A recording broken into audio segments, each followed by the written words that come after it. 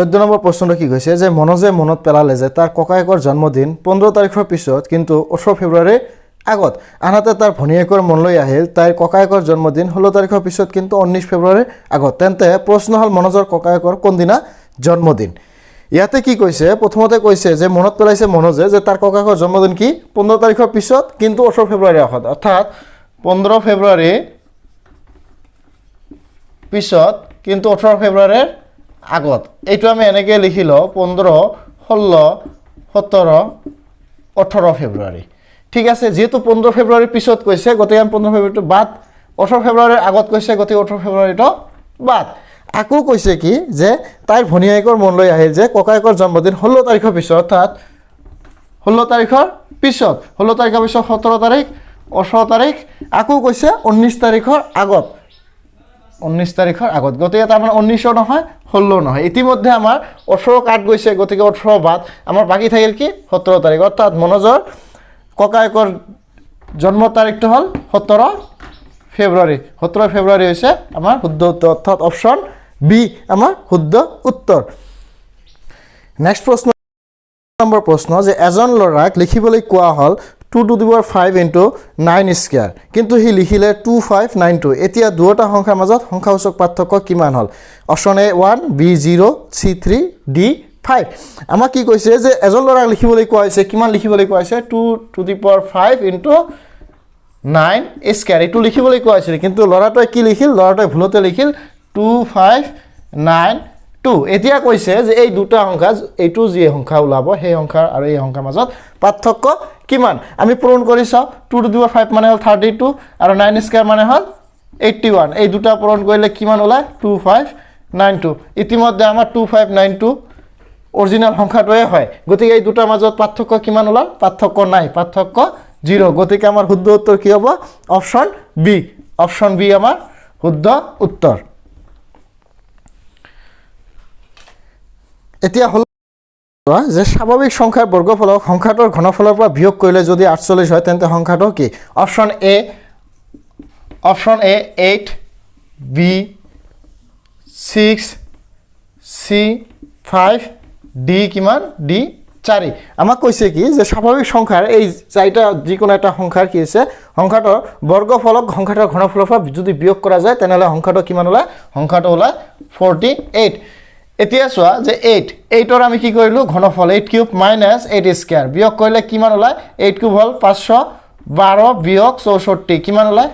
48 তকৈ বহুত ডাঙৰ আকৌ 6 স্কয়াৰ মানে কিমান 216 মাইনাস 6 কিউব মানে 216 আকৌ 6 স্কয়াৰ মাইনাস কৰিব লাগে গতিকে 36 ইকুৱেল টু কিমান 48 তকৈ ডাঙৰ ওলায় তাৰ পিছত কিমান আছে 5 কিউব মানে 125 মাইনাস 5 স্কয়াৰ মানে কিমান 25 ইকুৱেল টু কিমান ওলায় 100 48 তকৈ ডাঙৰ 4 থাকি গল গতিকে 4 কিউব মানে 64 মাইনাস 4 স্কয়াৰ মানে কিমান 4 স্কয়াৰ মানে হল 16 ইকুৱেল টু কিমান ওলায় 48 গতিকে আমাৰ শুদ্ধ উত্তৰ কিমান 4 অপচন ডি আমাৰ শুদ্ধ উত্তৰ 17 নম্বৰ প্ৰশ্ন কি কৈছে যে এ আৰু বিৰ গড় আয়ু 30 বছৰ আৰু বি আৰু সিৰ 26 বছৰ এতিয়া এ আৰু সিৰ বয়সৰ পাৰ্থক্য কিমান হ'ব অপচন এ 2 বছৰ অপচন বি 4 বছৰ অপচন সি 6 বছৰ অপচন ডি 8 বছৰ আমাক কি কৈছে যে এ আৰু বিৰ গড় বয়স 30 বছৰ অৰ্থাৎ এ প্লাস বি ইয়াৰ যদি গড় লয় তেনলে যেহেতু দুটা সংখ্যা গতিকে 2 এৰে ভাগ ইয়াৰ গড় বয়স কিমান ওলায় গড় বয়স কৈছে 30 ইমপ্লাইজ আমি এইটো বজ্ৰপূৰণ কৰি দিব পাৰো a plus b equal to কিমান হয় 30 2 গুণ 60 আকৌ কৈছে কি যে b আৰু c ৰ গড় কিমান অৰ্থাৎ b plus c divided by 2 equal to কিমান 26 ইয়াৰ্স বজ্ৰপূৰণ কৰি দিলে b plus c equal two 52 এতিয়া কৈছে কি যে আমাক a আৰু c ৰ বয়সৰ পাৰ্থক্য উলিয়াব কৈছে গতিকে আমি এইটোৰ পৰা এইটো যদি বিয়োগ কৰি দিও কি হয় a plus b minus c কি হ'ব 60 minus 52 b কাট গল implies a minus c equal to কিমান ওলায় 8 ওলায় অৰ্থাৎ আমাৰ a আৰু c ৰ বয়সৰ পাৰ্থক্য কিমান a আৰু c ৰ বয়সৰ পাৰ্থক্য হৈ আছে 8 বছৰ অৰ্থাৎ আমাৰ শুদ্ধ উত্তৰ হৈছে অপচন এ আমাৰ শুদ্ধ অপশন এ নহয় অপশন ডি আমাৰ শুদ্ধ উত্তৰ আমাক 18 নম্বৰ প্ৰশ্নটো কি কৈছে যে 6টা সংখ্যাৰ গড় 8 অৰ্থাৎ 6 ছয়টা সংখ্যাৰ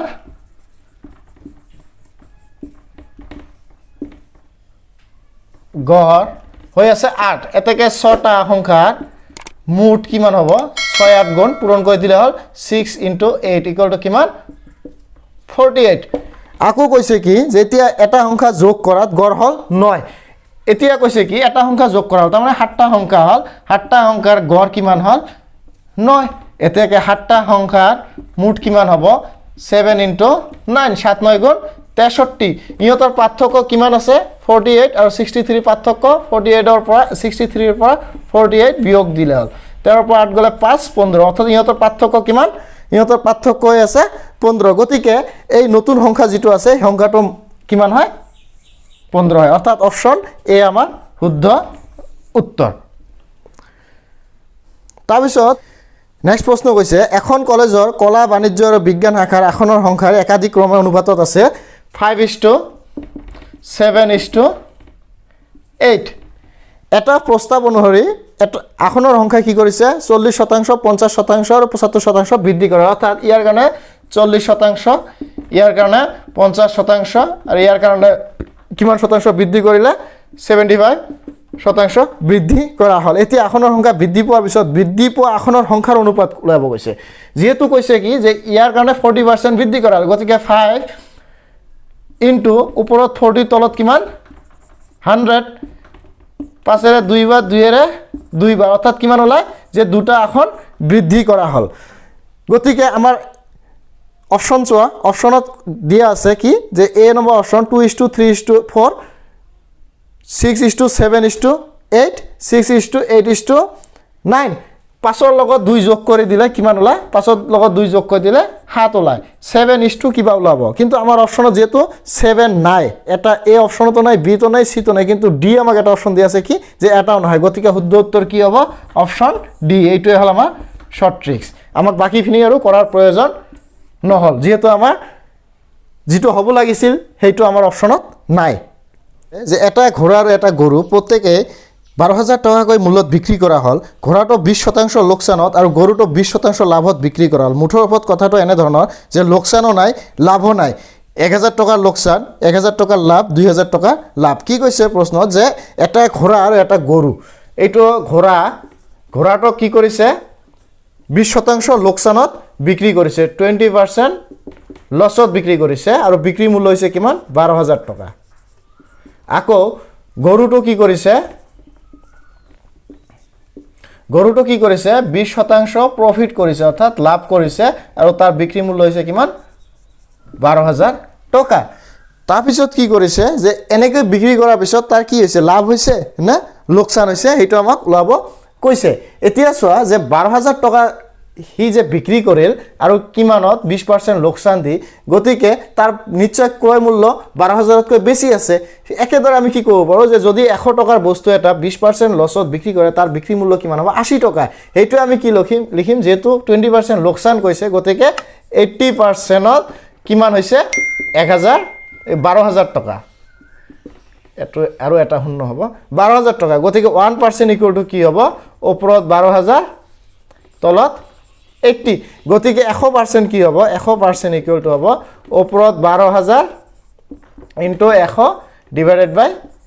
80 এইটো কাট গল এইটোত কিমান বাৰ যায় 1500 কি হয় 15,000 টাকা অৰ্থাৎ যি 20% লোকসানত বিক্ৰী কৰা আছিল 12,000 টাকা তাৰ আসতে প্ৰকৃত ক্ৰয় মূল্য আছিল কিমান 15,000 টাকা একেদৰে ইয়াৰো প্ৰকৃত ক্ৰয় মূল্য কি কৰিম উলিয়াই লওঁ যে 20% প্ৰফিটত বিক্ৰী কৰিছে তাৰ মানে 100 টাকাৰ বস্তু এটা কিমান টাকাত বিক্ৰী কৰিছে 120 টাকাত গতিকে আমি কি লিখিম যে 120% কিমান 120% 12,000 টাকা গতিকে 1% ওপৰত 12,000 তলত হ'ব 120 এইটো শূন্য কাট গল 12 ৰে এইটোত 100 বাৰ গতিকে 100% কি হ'ব 100% কি হ'ব 100 পূৰণ 100 10,000 টাকা 20% প্ৰফিটত বিক্ৰী কৰিছিল বিক্ৰী কৰি পাইছিল 12,000 টাকা কিন্তু তাৰ প্ৰকৃত ক্ৰয় মূল্য আছিল 10,000 টাকা মুঠতে তাৰ প্ৰকৃত ক্ৰয় মূল্য গৰু আৰু ঘোড়া দুটাক যদি যোগ কৰা যায় তাৰ ক্ৰয় মূল্য কিমান হয় এই দুটা যদি যোগ কৰি দিয়া যায় 15,000 আৰু 10,000 কিমান হয় 25,000 টকা মানুহজনে গৰুটো আৰু ঘোঁৰাটো কিনাত খৰচ কৰিছিল আৰু সি বিক্ৰী কৰি কিমান পাইছে এইটোত পাইছে 12,000 টকা এইটোত পাইছে 12,000 টকা অৰ্থাৎ কিমান 12,000 যোগ 12,000 যোগ 12,000 ইকুয়াল টু 24,000 হি 25,000 টকা খৰচ কৰি 24,000 টকাত বিক্ৰী কৰিছে তাৰ মানে তাৰ কি হৈ আছে 1,000 টকা লস হৈ আছে গতিকে আমাৰ অপচন যি দিয়া আছে চাৰিটা অপচনত কি কৈছে যে লোকসানো নাই লাভো নাই নহয় আমাৰ ইয়াত লোকসান হৈছে কিমান লোকসান হৈছে 1,000 টকা লোকসান অৰ্থাৎ অপচন বি আমাৰ শুদ্ধ উত্তৰ যে 1,000 টকা আমাৰ কি হৈছে লস হৈছে